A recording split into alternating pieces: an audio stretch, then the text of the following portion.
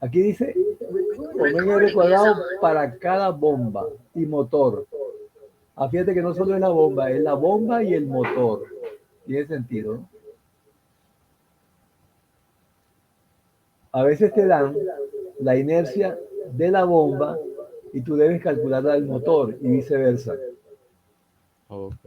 Para eso hay un modelito que no lo hemos visto, que yo se lo voy a dar ya para que lo anoten. Un segundito, déjame buscar el Parmaquian mío.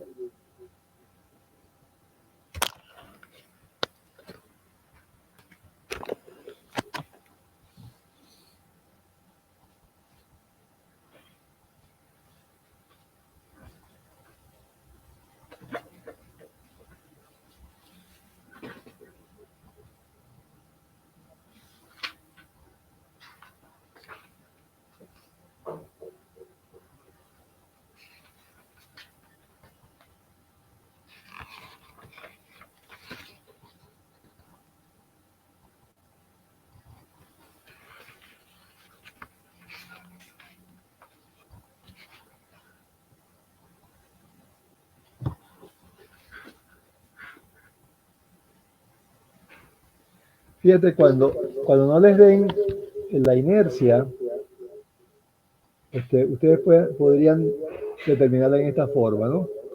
A través de la fórmula de Linton. Anota ahí, Alexis. Ok. El 3481 multiplicado por, abre paréntesis, los HP sobre la N, que es la velocidad en RPM, y eso elevado a la 1.435. Ese es el modelo de Linton. Te lo repito, 3481 por HP sobre N elevado a la 1.435. Y eso me dan las unidades correspondientes, profe. Están en las mismas unidades, libra, pie cuadrado. Ok. Hay otro, también es de Linton, que es 150 por los caballos vapor entre N elevado a la 1.435. Pero esta está en kilogramos metro cuadrado, ¿no? Te lo repito, Sí. 150 por los caballos vapor entre N elevado a la 1.435. Y eso está en kilogramos metros cuadrados. ¿Eso en qué página está, profe? No, estos son de otros libros, ¿no? Ah, ok, ok. Después está otro modelo matemático que es el de Thorley con H, T-H-O-R-L-E-Y. Te repito, T-H-O-R-L-E-I, que es 0,03768 Ok. por los kilovatios entre n al cubo elevado a la 0,9556. Esa sería la inercia de la bomba, más la del motor, que sería 0,0043 por los kilovatios entre n elevado a la 1.48. Estos son modelos matemáticos aproximados, ¿no?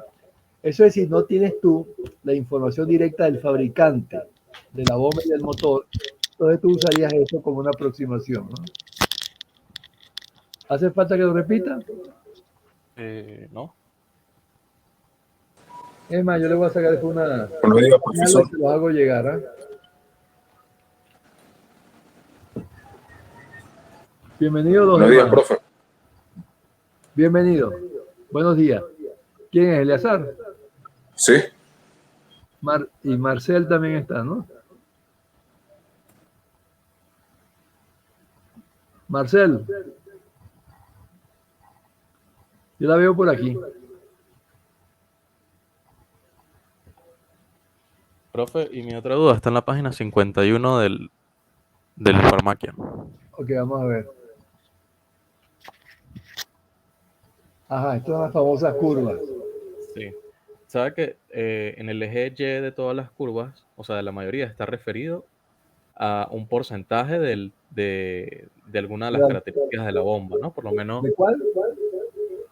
o sea, Casi todas están referidas a un porcentaje de algún parámetro de la bomba. Por ejemplo, De la altura manométrica.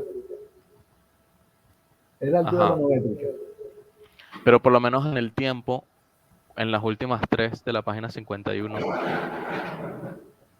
Ajá, ese tiempo está medido en qué, segundos, periodos, segundos, segundos. segundos. Ok. Y podemos validarlo con el modelo de Mendeluz. Fíjate que el modelo de Mendeluz te da el tiempo de tensión de la columna. Ese es un tiempo.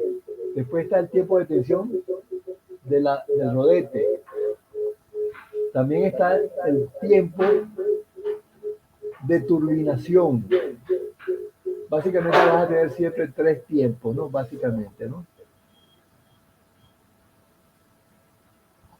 Ok.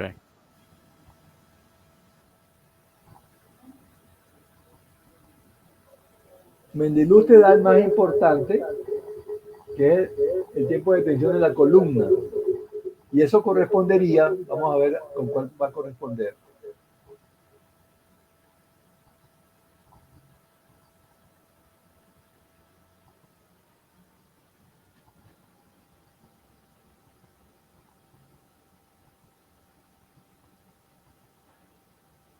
Con esta que estoy señalando, que es la figura 57EF, Time of Flow Reversal. Podrían validarlo, lo calculan en esta forma y después lo validan por Mendeluz. Sí vale la pena hacerlo de esa forma, ¿eh?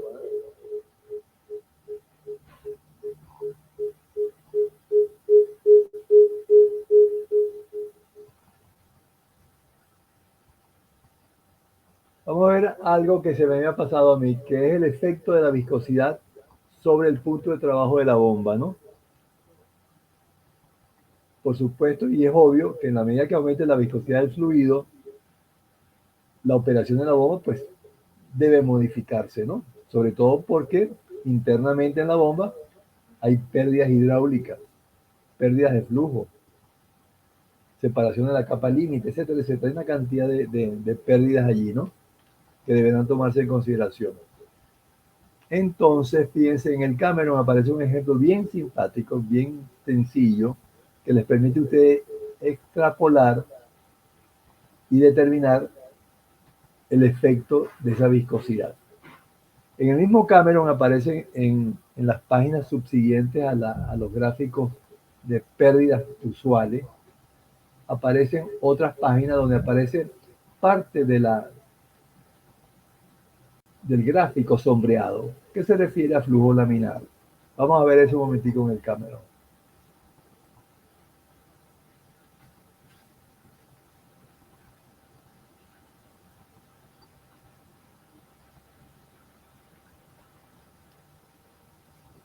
En el diagrama de Moody está bien definidas las tres áreas, ¿no? Flujo laminar, transición y totalmente turbulento. Y recuerden de que el totalmente turbulento lo calculan ustedes a través de Swami. La transición la calculan a través de Colebrook.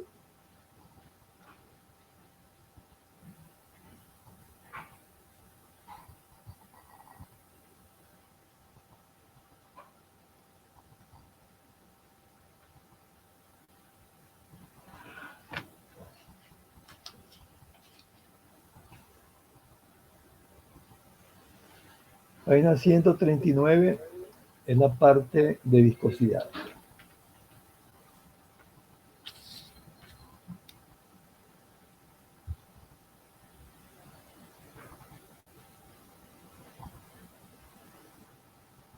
Fíjense como aquí en el escaneo se omitió esa página. Yo le saqué copia ahorita y vamos ya a buscarla, ¿no? Vamos a buscarla ya. Aquí Profesor, está. yo no puedo ver su escritorio. ¿No lo estás viendo? Déjame ver un momentico de nuevo.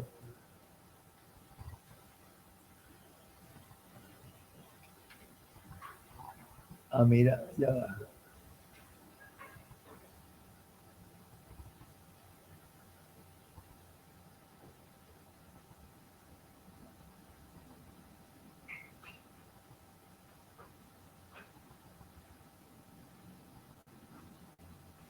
ahora ¿Y sí. ahora?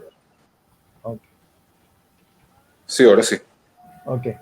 Entonces, estamos hablando de el Cameron.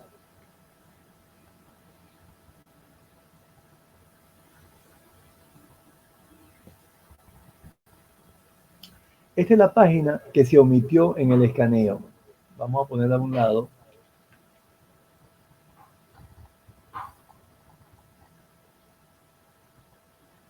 Vamos a ponerla más bien.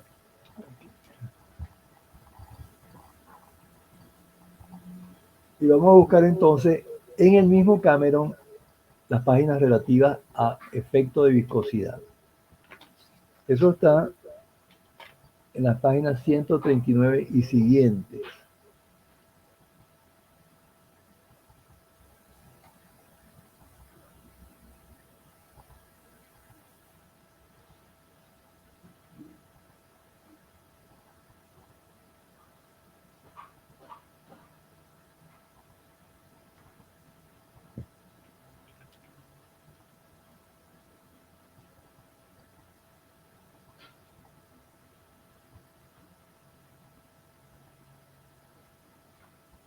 Bueno, aquí se omitieron esas dos páginas, así que vamos a trabajar entonces con esto que está aquí.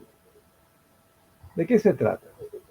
Ustedes tienen la característica de la bomba que le da el fabricante. Eso está referido a una viscosidad de 31.5 SSU, ¿no? Y resulta que en este ejemplo la viscosidad se modifica en el siguiente valor. Como no aparece allí, anótenlo por favor. ¿Ah? Ajá. El fluido ahora tiene una viscosidad de 1000 SSU, lo cual equivale a 216 centistones. Entonces ustedes quieren determinar, quieren precisar los puntos, el punto de trabajo para esta viscosidad. La viscosidad, por supuesto, que afecta simultáneamente a la característica de la bomba y la característica del sistema. Vamos a ver qué le pasa a la bomba, que es un poquito más complicado. La característica del sistema, ya ustedes la podrían calcular con esa nueva viscosidad. Ustedes tienen un modelo matemático que les permite calcular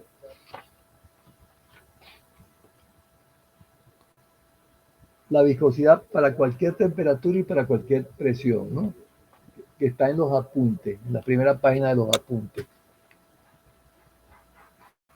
Ok, entonces, ¿cómo se hace? Usted tiene la característica de la bomba a 31.5 SSU, que es la que le da el fabricante. Ese es el agua a condiciones estándar, ¿no? Ustedes definen primero el punto de máximo rendimiento, que va a corresponder con este que está aquí. Esta vertical, esta columna, corresponde al punto de máximo rendimiento.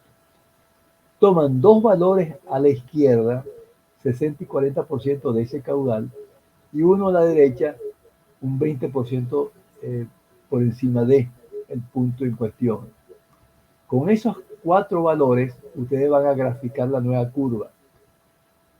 ¿De qué consta la nueva curva? Por supuesto, estas tres que están aquí, estos tres valores van a corresponder a las condiciones estándar para agua, para viscosidad 31.5, ¿no? El caudal, la altura y el rendimiento. Ok. Entonces ahora vamos a esto que está aquí. Ustedes entonces con este gráfico que está aquí y el siguiente, que es este que está aquí, ustedes pueden determinar los coeficientes que van a afectar a estas variables que están aquí. ¿Cómo se determina cada uno de ellos? Aquí se ve más claro, ¿no?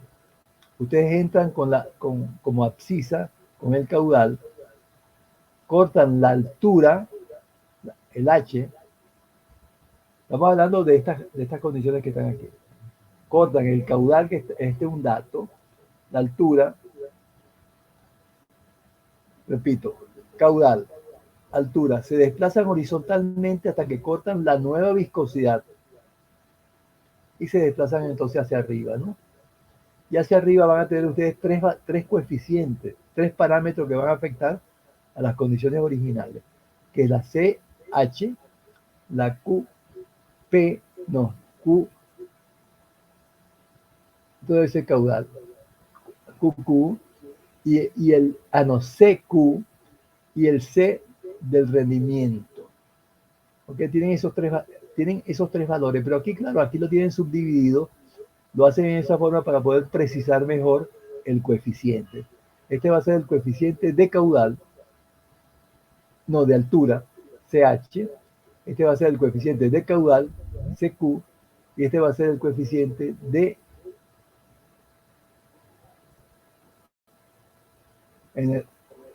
rendimiento, C de rendimiento.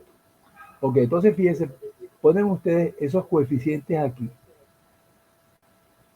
Multiplican ahora los coeficientes que están arriba por los respectivos, es decir, el caudal por el CQ, la altura por el CH y el rendimiento por el CE.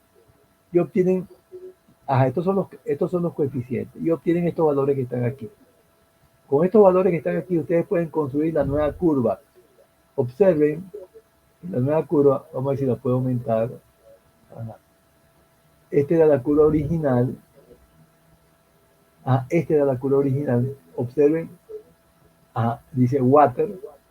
Esta es la curva 32.5. Y esta es la nueva curva. ¿Sí? Observen, estos 4 puntos fueron lo que ustedes consiguieron al multiplicar las condiciones originales por estos coeficientes de corrección, ¿no? Y obtienen finalmente entonces esta curva punteada. Esto para efecto de la curva HQ.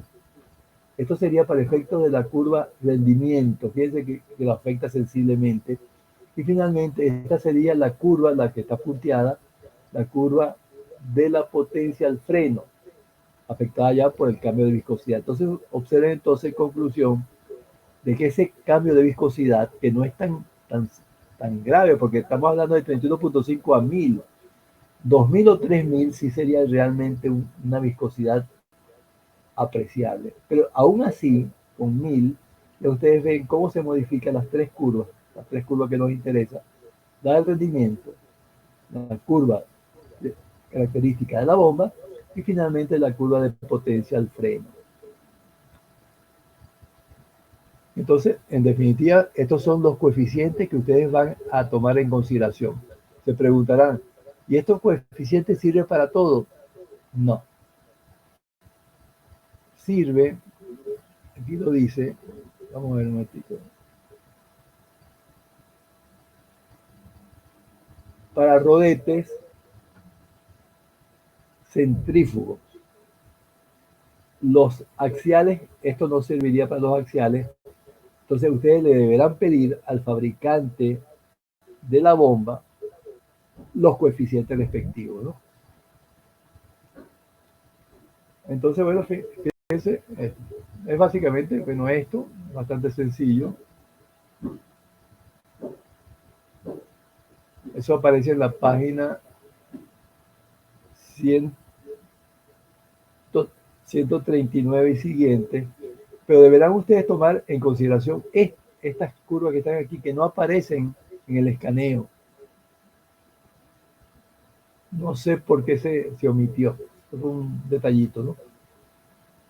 Bueno, entonces esto es el efecto de la viscosidad sobre el punto de trabajo. Bueno, se me olvidó comentarles, ok, ya ustedes grafican la característica de la bomba para esa nueva viscosidad.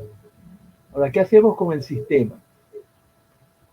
Por supuesto que la característica del sistema, el componente estático no es afectado, pero el dinámico sí. Ustedes lo que tienen que calcular, determinar el nuevo coeficiente de fricción en función de esta nueva viscosidad. Y entonces, bueno, definen y grafican la característica. El compromiso de ambas curvas, por supuesto, va a ser el punto de trabajo.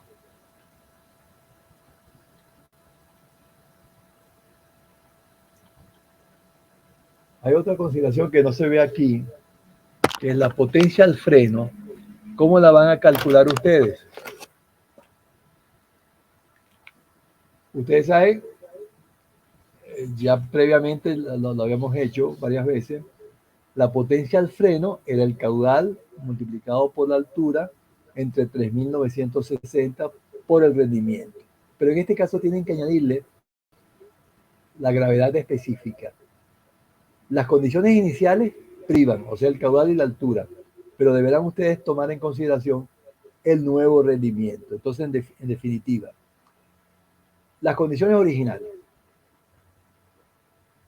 la multiplican por la gravedad específica, la dividen en 3.960 por el rendimiento ya afectado por la viscosidad. Eso aparece en la página 449 del Cameron. Y la página que está omitida aquí es la 446 y 447. Y en la página 445, ahí tienen ustedes la definición del problemita, ¿no? Dice, para agua calcular la nueva capacidad, todo ese tipo de cosas. Eso aparece en la página 445, ¿no? Echen una miradita antes que se olvide a esas 4 páginas. Y finalmente en la 449 aparece la potencia al freno estimada. Repito, va a ser el caudal por la altura original multiplicada por la gravedad específica del fluido, que ahora no es 1. Ahora es un fluido viscoso con propiedades diferentes, dividido entre 3.960 multiplicado por el rendimiento afectado por la viscosidad. Eso aparece bien explicadito en el Cameron, ¿eh? Profe, ¿puede repetir las páginas que nombró ahorita? Ajá, ya voy. El planteamiento del problema se hace en la página 445. El desarrollo, que es el que se omitió en el escaneo, que se omitió en el escaneo, es la página 446, 447. Después aparece, déjenme un momentico a ver si está escaneado. Sí, la página 448 corresponde a esta que está aquí, ¿no? Que ya ustedes la deberían tener.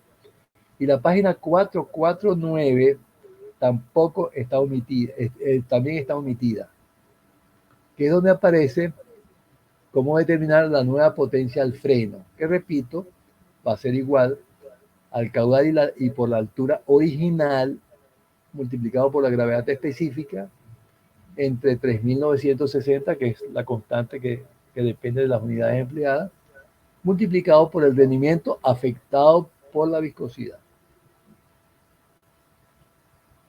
Ok. Entonces, en el mismo Cameron, vamos a aprovechar que estamos por aquí. Aparece un desarrollo bien interesante de la parte eléctrica. Ya eso lo observamos previamente, ¿no? Vamos a ver un momentico. Que sería la página 168.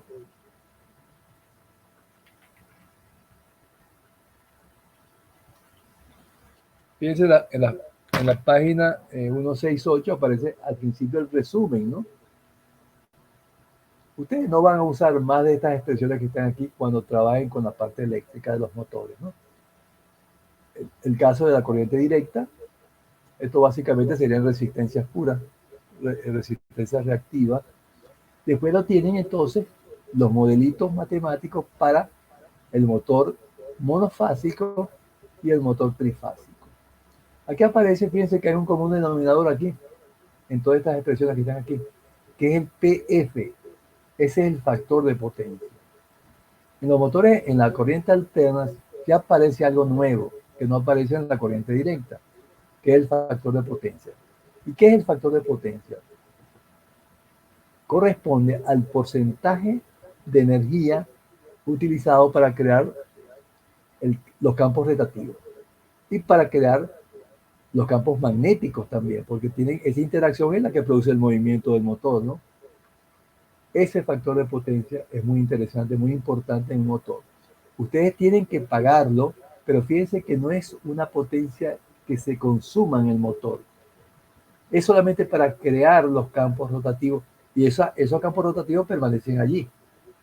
A diferencia de este otro término que es el rendimiento eléctrico.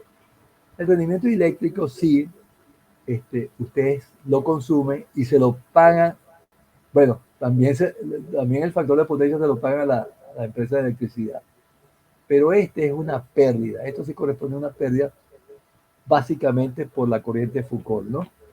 Eso es, ustedes lo van a apreciar físicamente con la temperatura que sale del motor, ¿no? Estos dos términos son muy importantes y van a afectar, por supuesto, la potencia. Entonces, repito, esto que está aquí corresponde a la intensidad, esto corresponde al voltaje, esto al rendimiento eléctrico y esto al factor de potencia. Valores aproximados del rendimiento eléctrico y el factor de potencia, por supuesto que depende de la potencia, ¿no? Pero están en el orden de 0,9 y 0,85. Esto es para el motor monofásico. Claro, en el motor trifásico siempre va a aparecer algo adicional, que es la raíz de 3. Este término que está aquí, 1.73.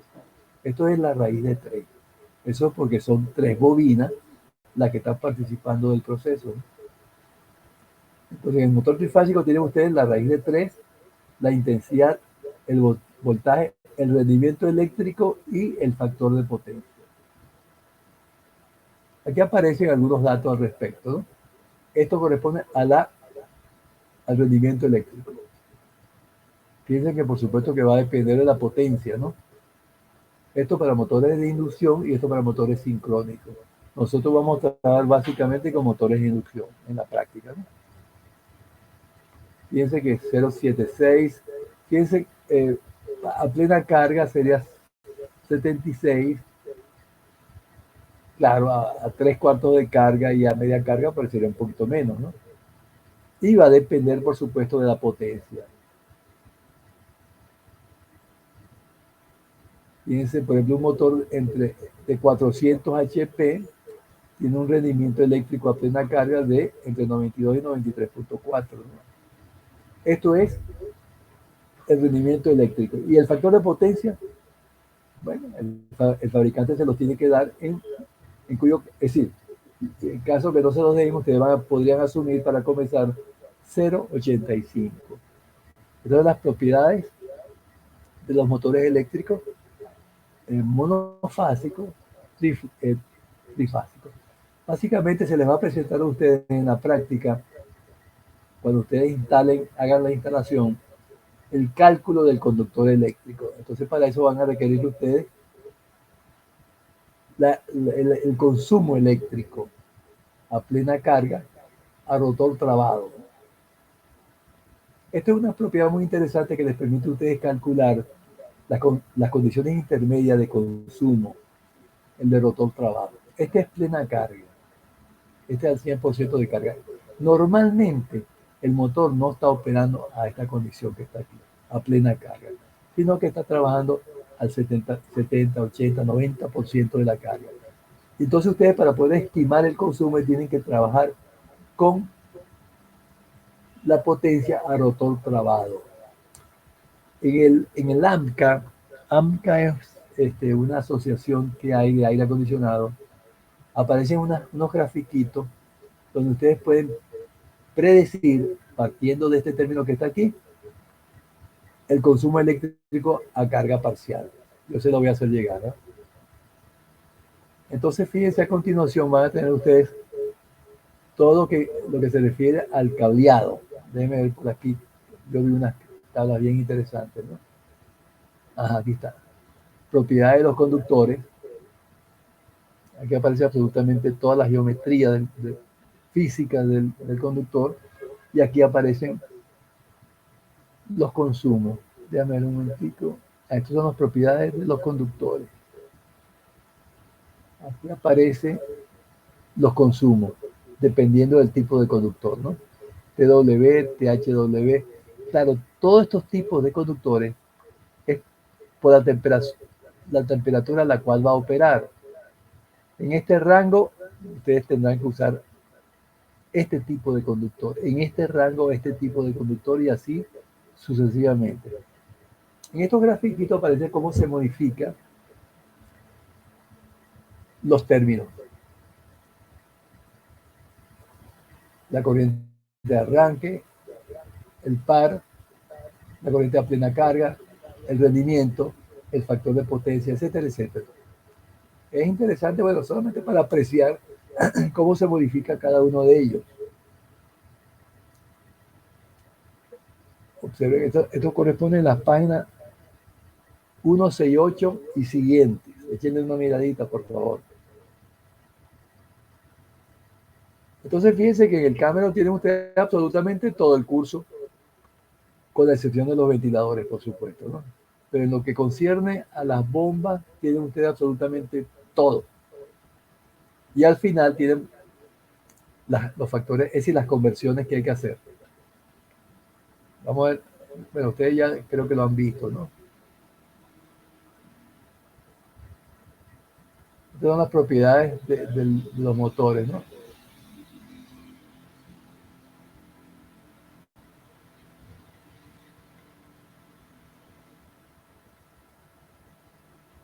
Vamos a ver un momentico, que eso lo hemos visto ya antes, creo, ¿no?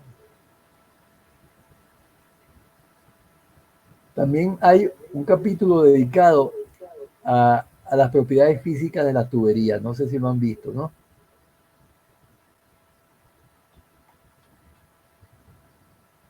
Aparece su geometría, sus propiedades, absolutamente todo aparece, ¿no? Aparece un término que tiene que ver con el mayor valor que resiste cada una de estas tuberías. Eso es para efectos del golpe ariete, ¿eh? Aquí están los factores de conversión, bien interesantes. Al principio aparece para el sistema métrico y después aparece, por supuesto, para el sistema inglés, ¿no? Fíjense que el primer gráfico es bien interesante porque nos concierne mucho, que es la presión atmosférica y sus conversiones, ¿no? Y aquí se destaca una atmósfera igual a 3396 pies de agua.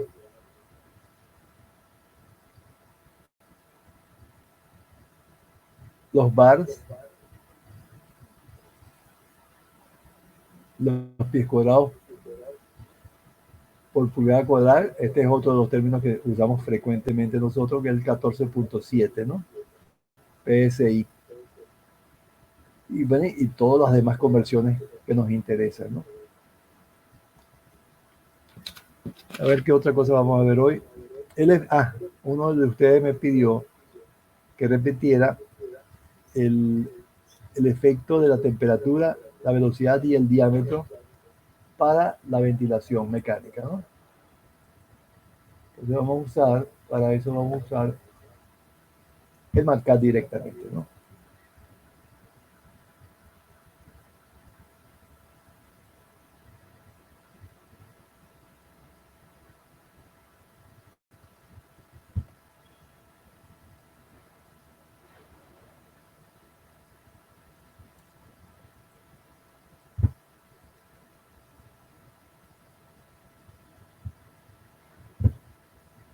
Bueno, el problema se trata de lo siguiente. Tienen ustedes este ventilador operando a una cierta velocidad. Creo que estos tres coeficientes se refieren a una velocidad de 2200, ¿no?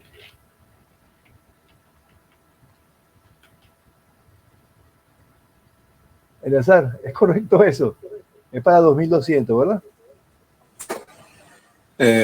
Creo que era 2105. Era 2105, ok.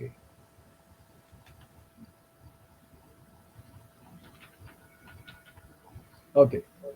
Entonces, ¿qué información tienen ustedes? Tienen la temperatura, es decir, tienen ustedes que hacer simultáneamente un cambio de velocidad, de diámetro y de temperatura. Okay. Aumentamos la velocidad de un 20%, vamos a disminuir el diámetro en un 10% y y la temperatura ingresa al sistema a una temperatura de 760. Queremos determinar el nuevo punto de trabajo.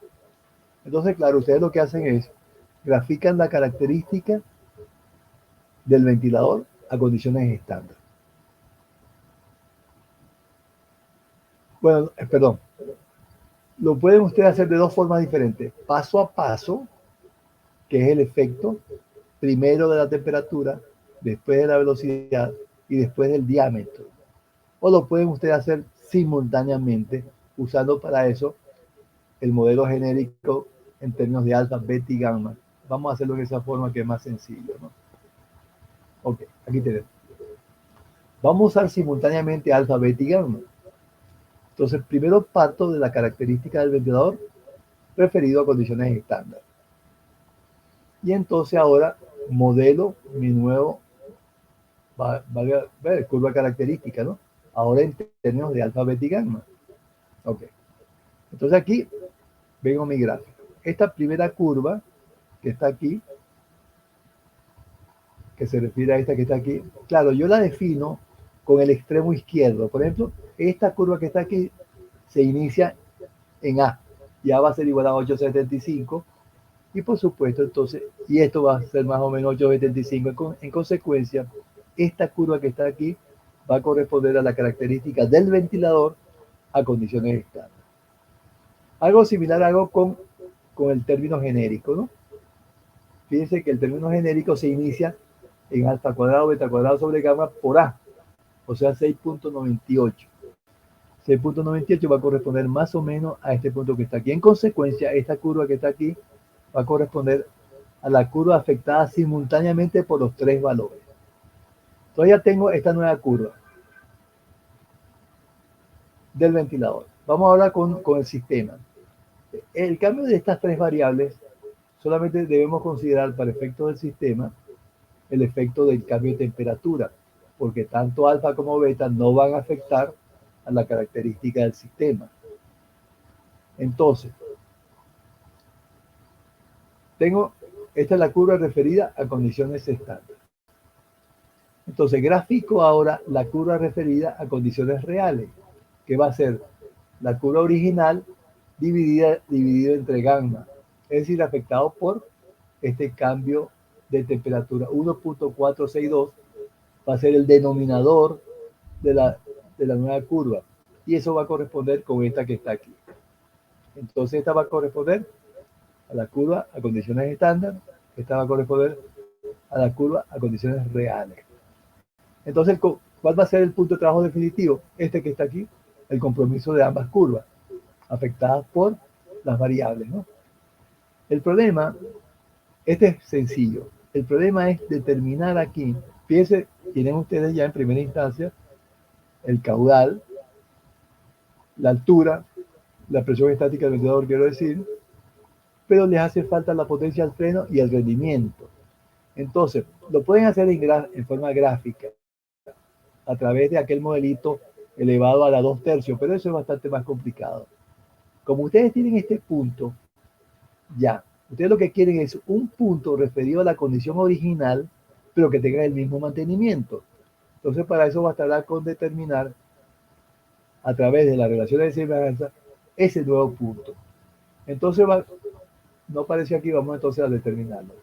Ustedes saben que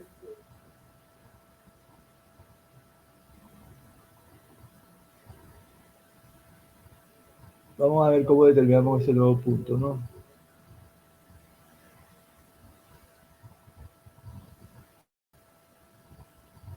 La presión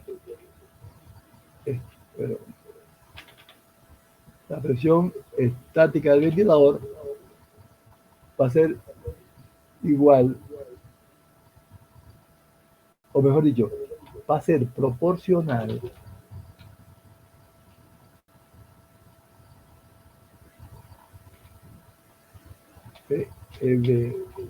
va a ser proporcional,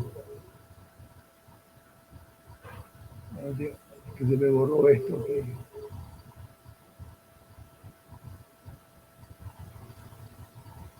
Va a ser proporcional a la densidad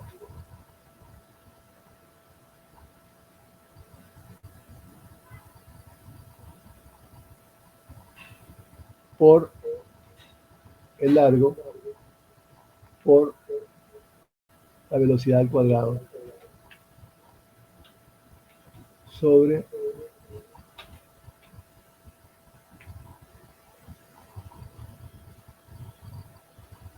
el diámetro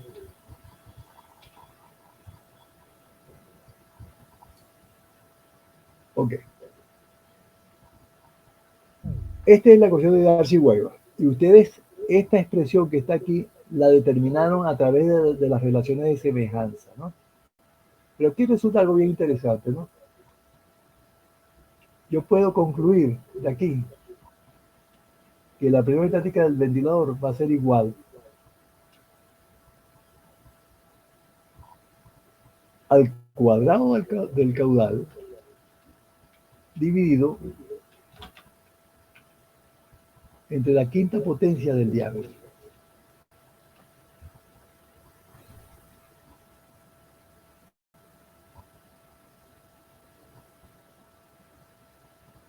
Pero me faltó algo.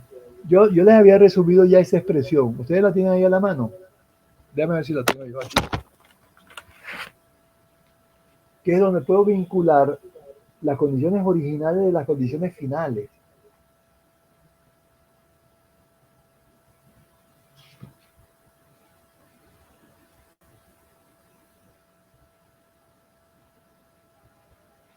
Eleazar, ¿tiene la expresión esa? Sí, aquí la tengo. Ajá, Sería a ver. ρ por la longitud por la velocidad al cuadrado entre el diámetro, y la otra sería Pero por... ya yo las uní todas y ya me quedó directamente el PV original versus el PV final va a ser igual a tal en las relaciones de temperatura, de velocidad, todo ese tipo de cosas. Habíamos ya definido esa expresión.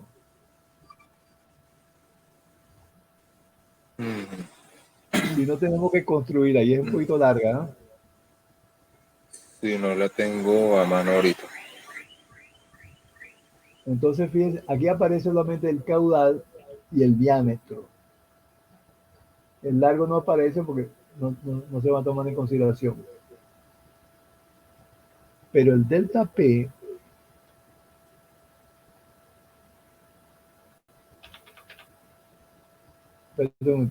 vamos a hacer lo siguiente. Ya lo habíamos hecho antes. Vamos a guardar esto. Save as.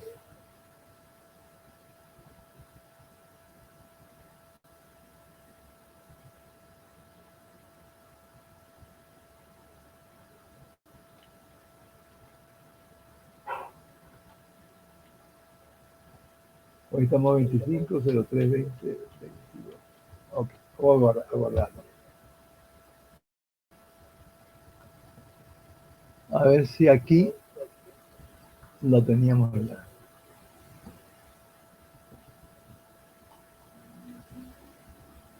No, aquí no es.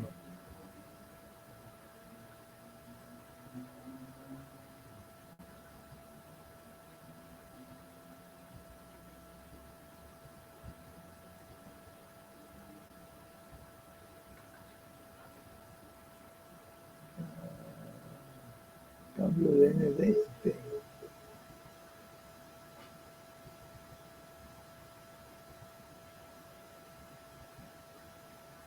A ver si fue aquí que le hicimos. No. 25, 03.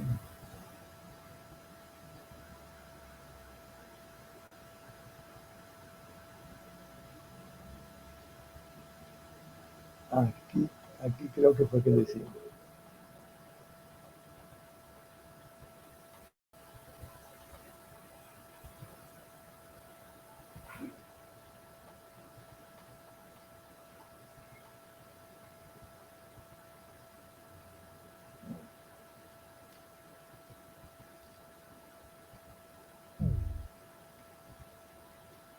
Fíjense que aquí hicimos los tres cambios, pero por separado, ¿no? Ustedes tienen esto, por supuesto, ¿no? ¿Eleazar? Sí, ¿Lo sí, tienen? lo tenemos. Sí, lo tienen, ¿no? Okay. Sí.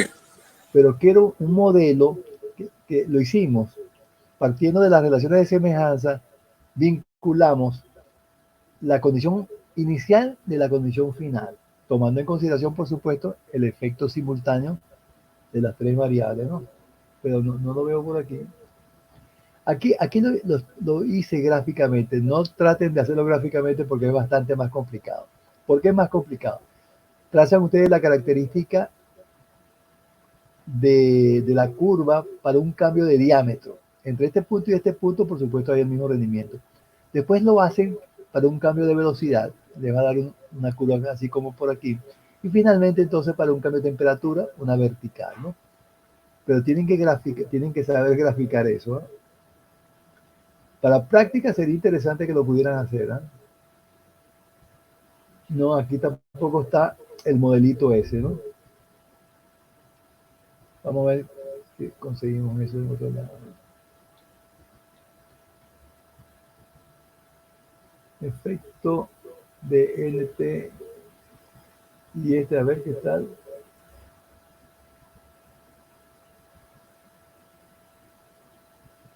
Aquí quizás sí esté. Este era el problemita cuando se hacía esos tres cambios, pero en forma gráfica. Ese que es bastante más complicado, ¿no?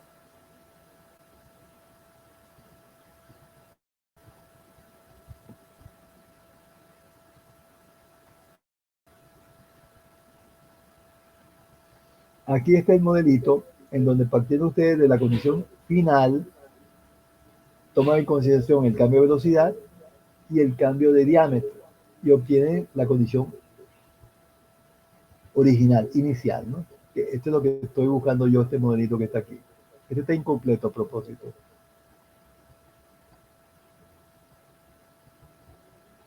Esto que está aquí es para poder identificar cada una de las curvas.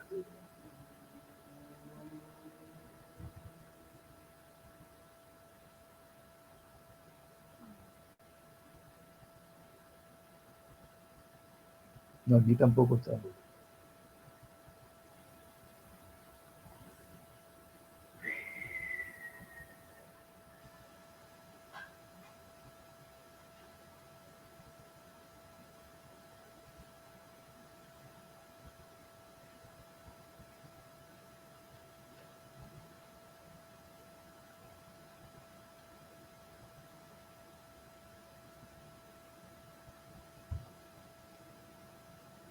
Bueno, vamos a tratar de hacerlo. Tengo que el caudal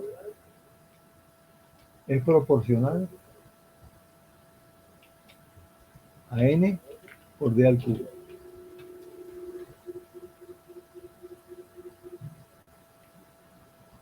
La altura lo es a rho n cuadrado por d cuadrado. Y finalmente la potencia no la vamos a usar aquí. No hay necesidad de usar la potencia. Entonces,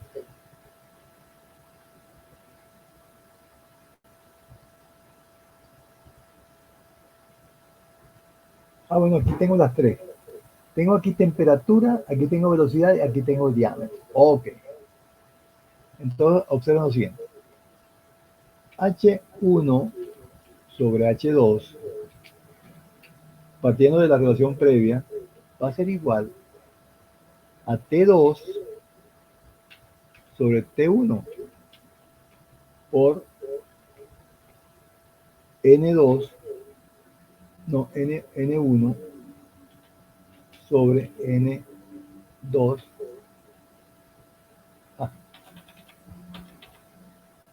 por este sería el ρ, ¿no? Que es inversamente proporcional. El n es directamente proporcional, sería N1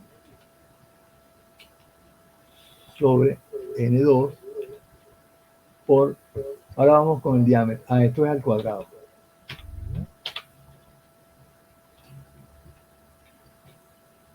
Por D2, no, D1 sobre D2 elevado al cuadrado. Ok. Entonces observen, esta expresión que está aquí la saqué de aquí. Fíjense que aquí h es proporcional a ρ, a n cuadrado y a d cuadrado. Pero ρ es inversamente proporcional a la temperatura, ¿no? En consecuencia, si pongo aquí H1 y H2, aquí va a ser T2 y T1. Aquí N1 sobre N2 y aquí exactamente. Entonces, esto vincularía la condición inicial con la condición final. ¿A través de qué? de una relación constante del rendimiento. Entonces, ¿qué debo yo determinar aquí? Partiendo de la condición final, determino la condición inicial. Pero en cuanto a rendimiento, entonces observen, quedamos en que H2 era igual a ¿cuánto? Bueno, habría que calcularlo, ¿no? Estamos hablando de esto que está aquí. Esta era la curva característica, condición estándar, está afectada por las tres variables. Esta, la condición inicial, y está afectada por las tres variables. Observen que el caudal, cuando había un cambio de temperatura solamente permanecía constante, pero aquí son tres consideraciones diferentes. Incluso si queremos que esta curva sea totalmente diferente con respecto a la otra, lo que hacemos es que modificamos, por ejemplo, ponemos aquí 0,8 y observen la curva cómo se modifica. Caramba, control Z. Y voy a poner 0,8. Y observen entonces, fíjense cómo esta curva se modificó completamente. Ahora sí, es totalmente diferente el caudal, ¿no? Este va a ser el caudal a la condición final y este va a ser el caudal a la condición inicial. ¿Cómo calculamos este punto de trabajo? Ustedes son unos expertos haciendo eso, vamos a hacer uno. Define un caudal semilla. Vamos a suponer, esto está en el orden de 1400, algo por el estilo. Y uso entonces la función given. Given dada esta condición que está aquí, que es PV2, función de Q, control más, espérense un momentico, control más, ¿sí?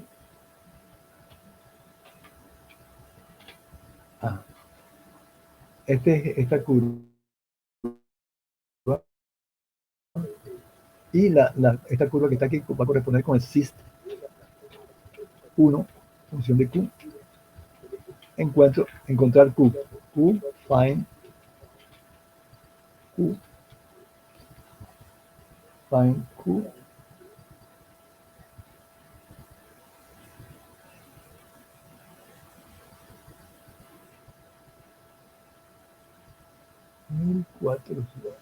No.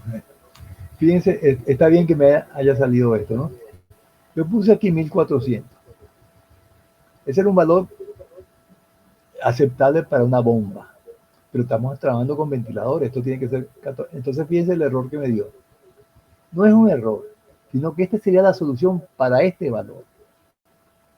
Vamos a poner 14.000 y ya la cosa cambia, ¿no? Ya sí me da el valor deseado. Entonces aquí pongo 16.700. A ver cómo. 16.000. Profesor, le faltó poner un 0, puso 1670. Volví de nuevo a poner corto. Entonces aquí tenemos ya la abscisa y la ordenada, ustedes saben cómo determinarla, ¿no? Conocido ese caudal, determino PEV2 función de Q igual. Entonces me da 3054, ¿no? Vengo a esta marca, voy a usar esta marca, ¿no?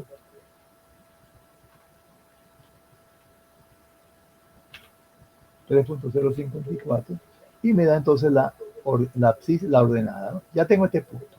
Esto va a corresponder con H2 y esto va a corresponder con Q2. Bueno, entonces ahora lo que voy a calcular es H1. Entonces vengo aquí. PEV1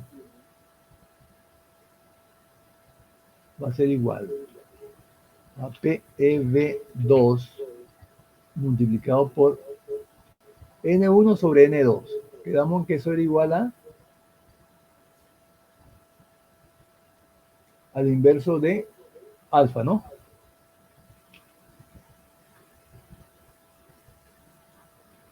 ¿Estamos de acuerdo?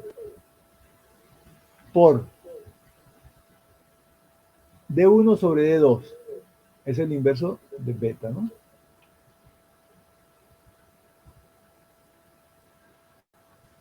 Perdón, no deberían estar elevados al cuadrado el inverso de alfa y el inverso de beta.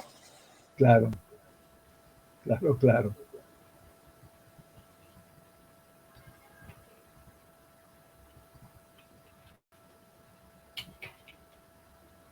Y por el cambio de temperatura, ¿no? Que sería T2 sobre T1. Y eso es gamma.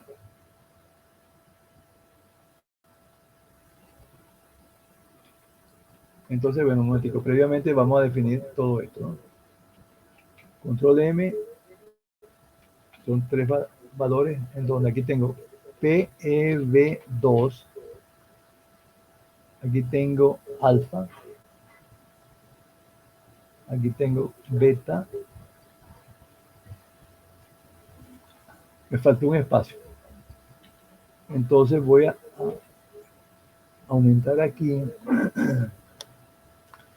Voy a añadir aquí. Voy a aumentar aquí una fila. Entonces pongo aquí 0.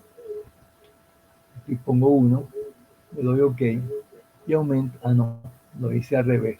Control Z. Control Z. Aquí voy a aumentar es.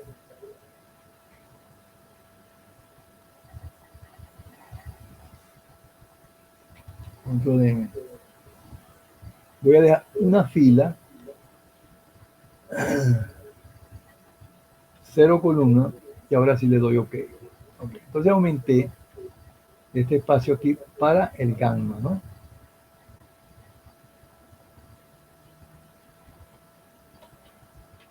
Entonces esto va a ser 4. Entonces, PV2. Esa sería la condición ya afectada. 3054. Alfa, quedamos en que era 1 punto cuánto. Bueno, y alfa va a ser igual a qué.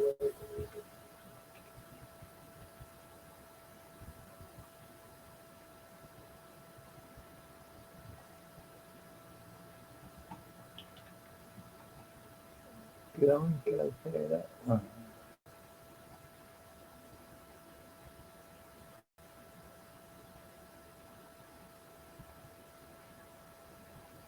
1.2, el beta 0.8 y en gamma 1.462. Ok. Entonces me da el PB1, es decir, el de la condición inicial, o sea, la referida a condiciones estándar, me da una altura de 4.845. Entonces, ¿qué voy a cortar yo con este valor que está aquí? La curva original. Vamos entonces a ponerlo aquí. 4.845 y me da esto que está aquí. Entonces, este punto que está aquí va a coincidir con este punto que está aquí, pero solamente en una condición, que el rendimiento es estándar, ¿no? Entonces, yo leo aquí en la curva original, la que me da el fabricante, leo la potencia. A ver, un momentico, ¿la tienen ustedes ahí a la mano? Y con esa potencia sí podemos determinar entonces el rendimiento estático. Porque fíjense, con este punto tenemos la abscisa, la ordenada, leemos la potencia al freno y con esos tres valores determinamos el rendimiento estático. No sé si me estoy comunicando. ¿Eh?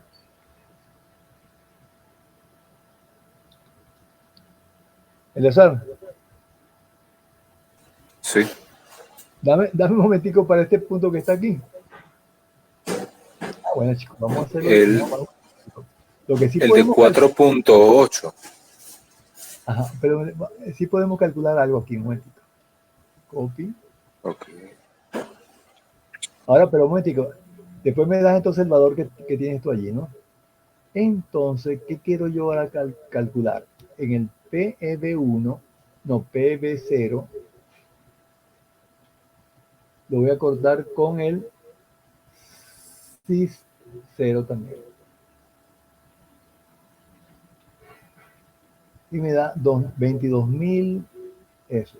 Vamos entonces a poner aquí, bueno, 22.100, no, claro. Estoy cortando este con este y no es ese el caso.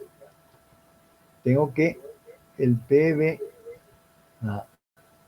cortarlo con el 4.845.